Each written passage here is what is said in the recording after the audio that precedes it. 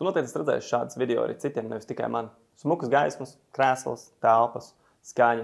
Un liekas, kā citi dabū kaut ko tādu gatavu. Un tad pasies uz statistiku un domā, kā pie vēlna šitie video dabū tur dažus tūkstošus, dažreiz pat 10 000. Mēneša griežamā mēs skatāmies jau vairāk kā 100 000 skatījumus.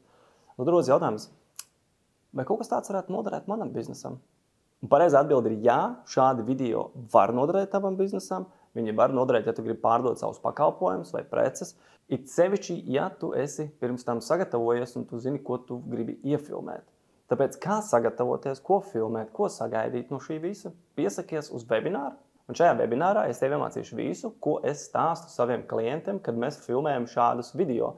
Lai tu to var darīt vai nu kopā ar mani, mums studijā, vai arī pats mājās varēs filmēt priekš sevis. Tāpēc piesakies webināram, tu uzzināsi visus trikus, ko ir vērts pielietot, lai tu būtu daudz labāk sagatavojies un varētu prezentēt sevi online vidē.